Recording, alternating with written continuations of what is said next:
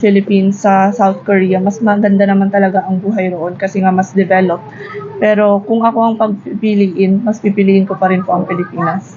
Yeah. Should I tell you to summarize it in English? It doesn't sound I just said in my last line that even if South Korea is a lot more developed than the Philippines, if I had to choose a country between the two, I'd still choose the Philippines. Wow.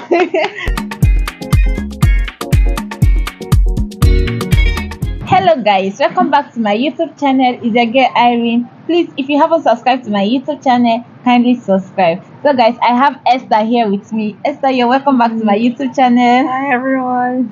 In our last video, majority of people were saying, how long have you been here? Are you a Filipino? Is your parents half Filipino? I was like, no. No. So I would like you to tell them how many years you have been here in the Philippines. So 17 years na po, 17 taon na po ako dito sa Pilipinas. I've talked about that and more in our Yeah, previous videos, so exactly. please check that out. Yes. So in today's video, we'll be discussing about moving to the Philippines with zero Tagalog and English. If you're a foreigner planning to come to the Philippines and you don't know how to speak English and you don't know how to communicate with Tagalog, how are you going to survive? So watch this video to get more knowledge on how to learn Tagalog or English if you are planning to come to the Philippines with zero English and Tagalog. So Esther, as a foreigner who have been here for like 17 years, what would you advise someone planning to move to the Philippines with zero English and Tagalog? What advice will you give to the person? So this is just a very basic answer. I think you should learn the language, even just basic phrases, basic terms, as long as it's on a conversational level. Well, for my case, we came to the Philippines very unexpectedly. It was my parents' decision, so we didn't get a vote on it. We were very unprepared, not only for me, for my parents as well. My dad spoke only little English back then. Me and my siblings, we didn't know any English or Filipino then. So it wasn't a big struggle for me because I started at home with tutors. But for my older brother and sister, they went to Filipino school with zero knowledge in English and Filipino. So I think they struggled more on that part. Wow. Yeah, I remember my mom telling me stories where my sister would get like 0 grades, because they cannot understand anything. Wow. So it was a big adjustment for us.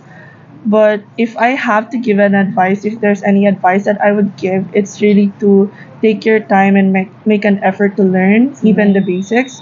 I also learned this when I went to Guatemala recently. So they speak Spanish there, and it didn't cross my mind to learn just the basics before I went there. So I struggled a lot, and it was my first time struggling with language because living here in the Philippines, it wasn't really a big problem since I'm now fluent in Filipino.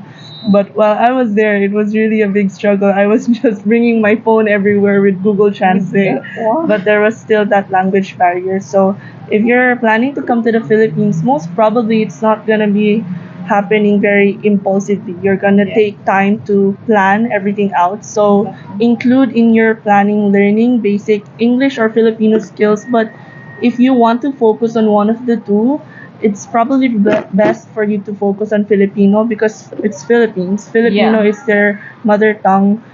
Even if English is the more known universal language, you're coming to the Philippines, so I guess it's also a way of showing respect to the people to learn Their just language. basic before coming to the Philippines. Yeah, true. So how important is it for newcomers to learn both English and Tagalog in order to effectively navigate daily life in the Philippines? On a scale of 1 to 10, I'd probably say an 8 or a 9. When when I first heard the question, I started comparing the Philippines to South Korea. In terms of the transportation system, in Korea, everything is electronic, it's digitalized, so you don't really have to talk like here in the Philippines. You have to tell the tricycle driver where you're going. But in Korea, most of the public transportation systems like the subway trains. You just have to tap your card and all of that, Ooh. like they do in Manila with the Yeah. MRT and LRT. But in the provinces, in most of the places in the Philippines, you don't have that. Yeah. Philippines is still a developing country, Exactly. so you really have to learn the basics when you're gonna come to the Philippines, as well as not only in transportation, but when you're also out to do some grocery or out in the restaurant, you really need to know the language. In Korea, there are a lot of self-check kiosks where you buy something and then you can just, what do you call it? You cash it out by yourself. You do all the punching of the items that you bought. But in the Philippines, you don't really have that. Yeah, it's true. So it's really important for you to learn the language if you want to navigate, through your day-to-day life. Yeah. It's a must here in the Philippines. So when you were growing up, were there any difficulties or challenges you faced learning both English, because you moved here with zero knowledge Yeah. of English? And so is there any challenges you faced learning the language, and how did you overcome it? In terms of academics, I don't, because I was a kid, I wasn't stressing over Yeah. the my skills in Filipino in terms of school, in terms of academics. But I guess in socializing, when sometimes I'd have a misunderstanding with a friend, even if we were still kids, I'd want to express myself, but I can't do that because I don't know their language. Yeah. And even if because I first learned English before Filipino. So even if I knew how to speak English, a lot of the kids don't know how to speak English. So I still can't communicate with them. So that was a big struggle, but as a kid, I guess I learned how to overcome it just by, you know how kids like to make up, right? They don't, they just say sorry and they start playing over again. Exactly. Yeah. So I think that's how I overcame Wow. those kind of struggles. So were there any resources or strategy you find most helpful for someone that is coming to Philippines, or someone that is here already that is struggling to learn both English and Tagalog? Which resources or strategy will you recommend for the person? For learning English, I learned a lot of my English from American movies. Yeah, I watched a lot of movies growing up, and I think that really helped with my English skills, especially for my accent, because you don't really get to learn this kind of accent. I know my accent is very Filipino like still, but I still do get a bit complimented for my English, saying it's a bit apart from the typical It's true, because Filipino English. a lot of subscribers say that you speak very well. Your English is so nice. I was like, wow, yeah, it's true. Yeah, but Wow. I think a big part of my diction is still very Pinoy. Yeah, but that's okay. I'm very proud of it actually, because it's what allows me to speak Filipino fluently. So yeah, going back to the question for strategies for sources, I'd say watching movies. I think we also hear that a lot from other people who also give advices and tips on learning new languages for you to continually hear the language that you want to learn.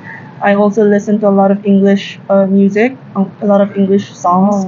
That's nice. So that's for English. That's but nice. for Filipino, I'd say really expose yourself, because that's how I personally learned the language. So you didn't have any tutor coming to you? No. Oh, really? Yeah, because the tutor I had growing up when we were still in Baguio, they only focus on on English. Yeah, just time to time, on our breaks, I'd ask some questions about what's this in Filipino and that, but we never really learned it. So for Filipino, I just learned it by being exposed. So all of my friends were Filipinos, so I had to adjust. I can't expect them to adjust, and expect them to learn a different language for me. Yeah, true. Because I'm in their country, so it's my responsibility to learn their language. So I'd say expose yourself, put yourself out there. Really, it's a big help for you to learn the language. Because learning by the books and learning with other people by having conversations, it's very different. Yeah, so it's very important to include that as well. Wow, that's nice. In my school, we have subjects is Filipino, just learning Filipino. Right. So when during your kindergarten, is it elementary and high school, did you like take any course like Tagalog class or I didn't have a separate class for me. No, not just a separate, everybody. Oh yeah, we had that subject. Oh, yeah. so it's really helped you to write? I don't think so. Honestly, I think my socializing with all of my Filipino friends is what majorly helped me with my Filipino skills. I don't really remember, studying in school and then, oh, okay, this is the meaning of this. For technicalities, I guess for some vocabularies, there are a lot that I Yeah. learned in school, but in my speaking skills, I really owe it to all of my friends, to all of the Wow. people around me. Yeah, Wow. I struggled a lot as well back in, especially in high school. I cried because I couldn't understand what we were studying in Filipino. I was already Wow. fluent then, but still, the studying the Filipino language, the Filipino subject is on a different level. So I struggled with that as well. I still struggle with it now as a college student because I recently had a subject called Filipino psychology, and most of our readings, most of the articles that were given to us to read is all in Filipino, in pure Filipino, and Yeah. I don't understand a thing. Yeah, I was thinking you're so perfect in everything. No, it's really difficult. It's just different when it comes to the academe. So I had to Google translate everything just for me to understand the understand. context of what I was reading. Yeah. Wow. That's so bad. I can't even read Tagalog. I can understand a little, but I can't speak and I can't read. Mm. Wow. I think you're so good in learning fast. You're a fast learner. Thank So, you. how did your language skill impact your social interaction and relationship with locals while growing up?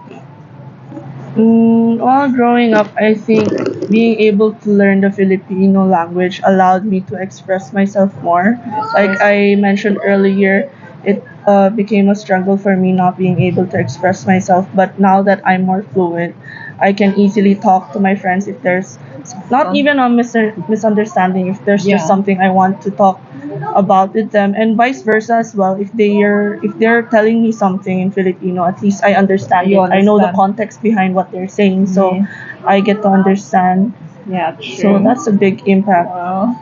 That's so nice. I wish I can understand Tagalog. I'll be so happy because majority of the things, information being passed is in Tagalog in our group, and I have to be using Google Translate to translate it to English in order to understand it, and sometimes it's not easy. So for the final question, as a Korean, you're going to say this in Tagalog. As a Korean in Philippines, why do you love the Philippines, and will you recommend Philippines to other foreigners? Nabanggit ko na po ito sa huling video namin, kaya huwag niyo pong kalimutang panoorin yun. Pero ayun nga po, sa 17 years, gusto ko po talagang i-emphasize na marami din naman po kaming mga pinagdaan ng hindi maganda. Hindi lang dahil foreigner kami, kahit sino naman meron talaga tayong mga pinagdadaanan sa buhay na hindi maganda. Pero I guess mas marami lang sa amin kasi nga foreigners kami, alien kami sa bansang ito. So there were some kind of discrimination, maraming situation na feeling ko me and my family were being taken advantage of, ganon. Pero sa kabila ng lahat ng ganon, ayun nga po, malaki ang pasasalamat ko talaga sa mga friends ko, sa mga family ng friends ko, and then sa church members din namin kasi meron po kaming church dito. Kasi sila yung nagpapatibay ng pagmamahal na meron ako as an individual, as a Korean in the Philippines. Sila talaga yung nagbibigay rason kung bakit dapat na manatili pa ako dito sa bansang ito kahit na maraming paghihirap. At kung ikukumpara rin naman kasi ang Philippines sa South Korea, mas maganda naman talaga ang buhay roon kasi nga mas developed. Pero kung ako ang pagpipiliin, mas pipiliin ko pa rin po ang Pilipinas. Yeah. Should I tell you to summarize it in English? Because I just said in my last line that even if South Korea is a lot more developed than the Philippines, if I had to choose a country between the two, I'd still choose the Philippines. Wow, that's so nice. Wow, that's so nice. I don't know what to say, but I think you really love the country, Yeah. Philippines. Wow, that's nice. Okay, guys, thank you so much for coming to my Thank you YouTube so channel much. today. Thank you guys for watching. Please don't forget to subscribe, like, and share. So see you in my next video. Bye.